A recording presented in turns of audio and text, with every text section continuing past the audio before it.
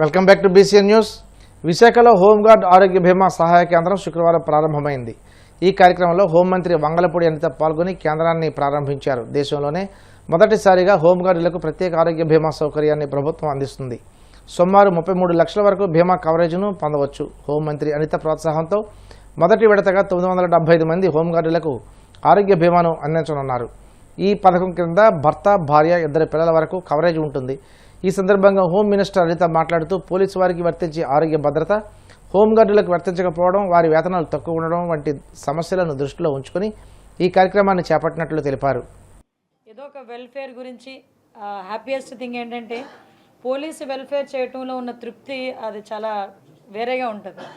ఎందుకంటే 24 గంటలు ప్రజాసేవలోని, అదేవిధంగా తిన్నారా ఉన్నారా, ఇంట్లో భార్య ఎలా ఉన్నారు, పిల్లలు ఎలా ఉన్నారు అని పట్టించుకోకుండా ఎప్పటికెప్పుడు బందోబస్తు డ్యూటీల్లో చాలా సందర్భాల్లో పోలీసులను చూస్తూ ఉంటే అంటే ఆ డిపార్ట్మెంట్ హెడ్గా ఉన్నందుకో మరేంటో నాకు తెలియదు, కానీ ఎక్కడో ఒక చిన్న బాధ అయితే కనిపిస్తూ ఉంటుంది. ఎందుకంటే వాళ్ళు ఎక్కడ బందోబస్తు చేసే సమయంలో కానీ, ఏదైనా డ్యూటీస్ చేసే సమయంలో కానీ, చెట్టు కింద అయితే చెట్టు కింద ఏ పొట్లం ఇస్తే ఆ పొట్లమే తింటారు, ఏ వాటర్ బాటిల్ ఇస్తే ఆ వాటర్ బాటిలే తాగుతారు. వాళ్ళు నీడ ఉందా, లేకపోతే షెల్టర్ ఉందా, లేకపోతే ఏసీ ఉందా అని కూడా ఆలోచించారు. కనీసం ఫ్యాన్ కాదు కదా, నీడ ఉందా పరిస్థితులు కూడా ఉండవు.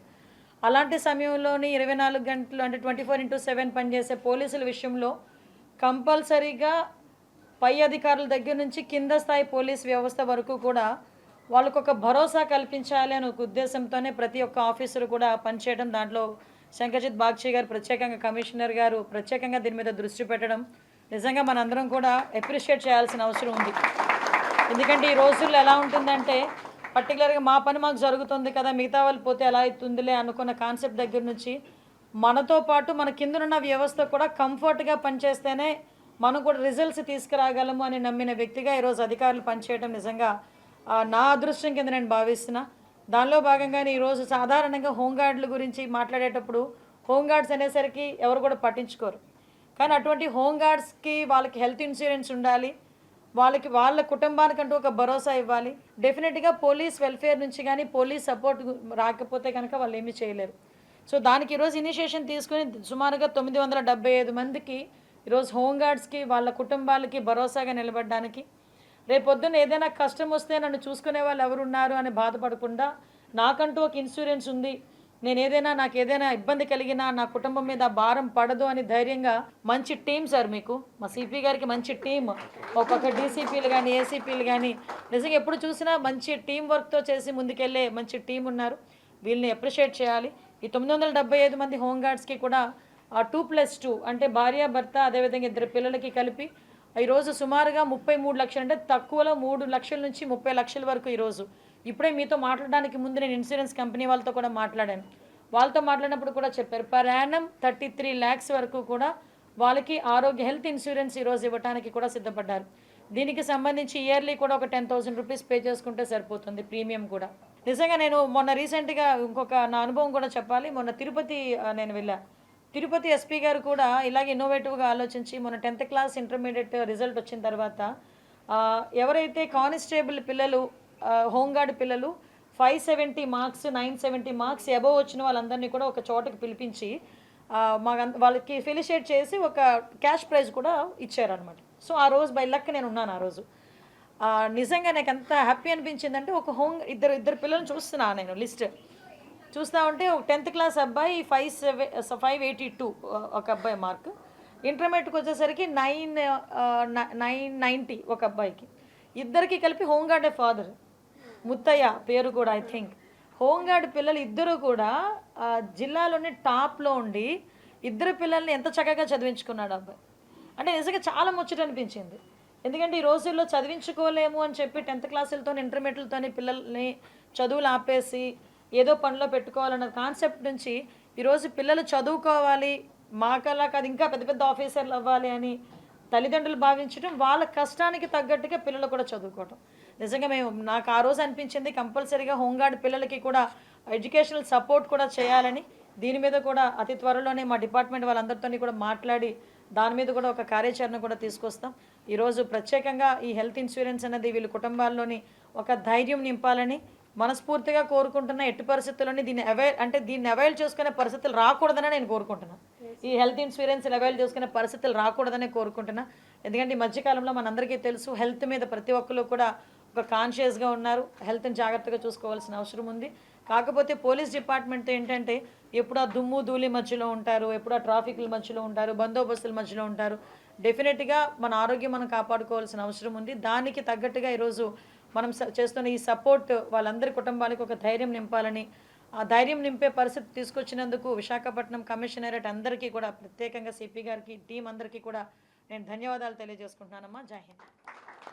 ప్రజల కోసం ప్రశ్నించడం కోసం వచ్చిన జనసేన పార్టీ బలపడడం అంటే జనం బలపడమేనని రాష్ట్ర ప్రభుత్వ విప్ ఎమ్మెల్యే బొలిశెట్టి శ్రీనివాస్ అన్నారు. పశ్చిమ గోదావరి జిల్లా తాడేపల్లిగూడెం మండలం అప్పారావుపేటలో నిర్వహించిన జనసేన చేరికల కార్యక్రమంలో ముఖ్య అతిథిగా పాల్గొని ఈ సందర్భంగా అప్పారావుపేట వెంకట్రావుపాలెం నుండి పలువురు జనసేన పార్టీలో చేరారు. ఎమ్మెల్యే బొలిశెట్టి శ్రీనివాస్ వారికి జనసేన కండువాలు కప్పి సాదరంగా ఆహ్వానించారు. ఎమ్మెల్యే మాట్లాడుతూ దేశ సంక్షేమం కోసం, రాష్ట్ర అభివృద్ధి కోసం పాటుపడుతున్న కూటమి సర్కారుకు ప్రజలు మద్దతు తెలపాలన్నారు. ఒక పార్టీ నమ్మి ఎప్పుడు ఒకరితోనే స్టార్ట్ అవుతుంది, అది పవన్ కళ్యాణ్ తో స్టార్ట్ అయింది.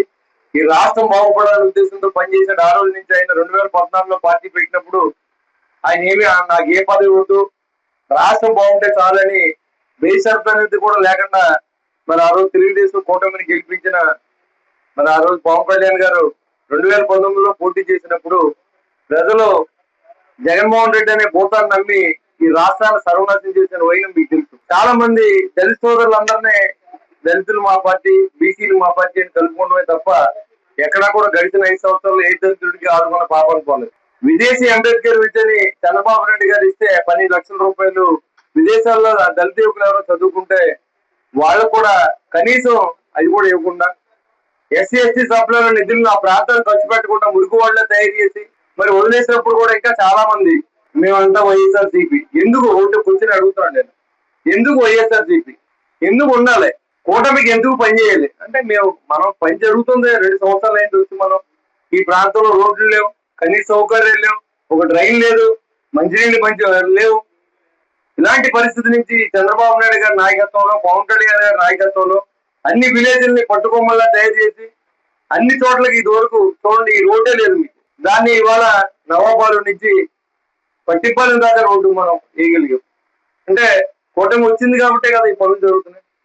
అదేవిధంగా ధాన్యం తోలితే రైతు డబ్బులు ఎప్పుడు వస్తుందో తెలియదు, రైస్ మిల్లు తీసుకెళ్తే దింపుకుంటాడో తెలియదు. మళ్ళీ 25,000 పెట్టండి, ఇవేమో 6,000 తక్కువ ఉంది, ఇది 6 పెట్టాలంటే డబ్బులు వద్దు తీసుకెళ్ళిపోమంటే 25,000 ఇచ్చే రైతు అది ఇచ్చిన తర్వాత కూడా మళ్ళీ ఆ డబ్బులు ఎప్పుడు దాకా ఎదురు చూడాలో తెలియదు. సరే గడిచిన 5 సంవత్సరాల్లో జరిగిన దుర్మార్గాలు మీకు తెలియదా అని అడుగుతాను. సుధాకర్ అనే డాక్టర్ని మాస్క్ లేదన్న పాపానికి అతని పిచ్చోడని కొట్టి చంపిన సందర్భం మీకు తెలియదా? సుబ్రహ్మణ్యం అనే డ్రైవర్ని ఒక ఎమ్మెల్సీ తీసుకెళ్లి డెడ్ బాడీని ఇంటికి ఇస్తే కనీసం దాని గురించి పట్టించుకోలేదు. దళితులంటే నమ్మకమైన కులం. ఎందుకంటే ఎప్పుడో ఇందిరాగాంధీ గారు ఇళ్ల స్థలం ఇస్తే ఈ రోజు కూడా కాంగ్రెస్ అంటే అభిమానం, ఆ పిల్ల కాంగ్రెస్ వాళ్ళు క్యాష్ చేసుకున్నారు తప్ప దళితులకి ఈ వైఎస్ఆర్సీపీ ఏం చేయలేదని చెప్పడం నా సందేహం లేదు. మీరు ఎవరైనా దాని మీద కూర్చొని మాట్లాడదలుచుకుంటే నేను రెడీగా ఉన్నాను. ఇంకా కారణం ఏం చెప్తారంటే మనంతా యేసు ప్రభువుని నమ్ముకున్నాం, వాళ్ళంతా హిందువులు ఏంటి, వాళ్ళంతా భారతీయులు. మనకి ఏదైనా కష్టం వస్తే హాస్పిటల్లో ఉంటాం, అక్కడ ఇంకో వేరే కులస్తుడు రక్తం తీసుకోకపోతే ప్రాణం తీసుకోవాలి మనం, లేకపోతే మనం ఇవ్వాల్సి వస్తుంది, ఇస్తాం, వాళ్ళు తీసుకోరా. మనం అంతా ఒకటే అనుకున్నప్పుడు ఈ కులాలు పెట్టి మతాలు పెట్టి జనాన్ని విడదీసి వీళ్ళంతా మాతోనే ఉంటారు, దళితులంతా మాతోనే ఉన్నారు. సరే ఎందుకు ఉండాలి? మీతో దళితులను అడుగుతున్నా, వైసీపీ నాయకులను అడుగుతున్నా, ఎందుకు ఉండాలి, మీరు ఏం చేశారని అడుగుతున్నా. కలియుగ ప్రత్యక్ష దైవం తిరుమల శ్రీవారిని దేవాదాయ శాఖ మంత్రి ఆనం రామనారాయణ రెడ్డి దర్శించుకున్నారు. వీఐపీ విరామ దర్శన సమయంలో కుటుంబ సభ్యులతో కలిసి స్వామివారి సేవలో పాల్గొని మొక్కులు చెల్లించుకున్నారు. దర్శనానంతరం వీరికి రంగనాయకుల మండపంలో వేద పండితులు వేదాశీర్వచనం అందించగా ఆలయ అధికారులు స్వామివారి తీర్థప్రసాదాలు అందజేసి పట్టు వస్త్రంతో సత్కరించారు. ఈరోజు ఆంధ్రప్రదేశ్ రాష్ట్రంలో హిందూ ధర్మానికి, సనాతన ఆచార వ్యవహారాలకి పెద్దపీట వేసినటువంటి నేటి కూటమి ప్రభుత్వం నాయకత్వం శ్రీ నారా చంద్రబాబు నాయుడు గారు అనేక అభివృద్ధి సంక్షేమ కార్యక్రమాలు తన ప్రభుత్వం గుండా ప్రతి వర్గానికి అందించే క్రమంలో ఆ దేవదేవుని యొక్క ఆశీస్సులు కూడా మా ప్రభుత్వానికి మా ముఖ్యమంత్రి గారికి ఉండాలని చెప్పి కోరుకోవడానికి కుటుంబ సమేతంగా స్నేహితులు అందరం కలిసి ఇక్కడికి రావడం జరిగింది. ఇక్కడ నుంచి ఈరోజు కాణిపాకం వెళుతూ ఉన్నాం. కాణిపాకంలో కూడా అక్కడ విఘ్నేశ్వర స్వామి యొక్క హోమాలు పూజల్లో పాల్గొన్న తర్వాత అక్కడ కొన్ని అభివృద్ధి కార్యక్రమాలకి ప్రారంభోత్సవాలు ఉన్నాయి. అవి కూడా ప్రభుత్వ పక్షాన ఉండి చేయడం జరుగుతుంది. వార్తలు ముగించే ముందు ముఖ్యాంశాలు మరోసారి.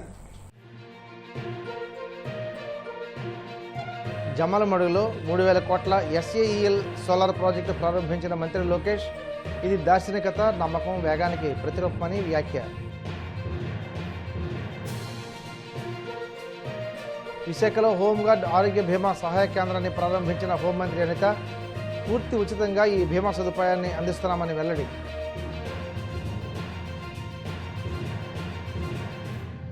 వైసీపీ 5 ఏళ్ల పాలనలో పలు పదవులు అనుభవించి నియోజకవర్గ అభివృద్ధిని గాలికి వదిలేశారు. పాలకులు వైసీపీ నాయకులపై మంత్రి నిమ్మల విమర్శ.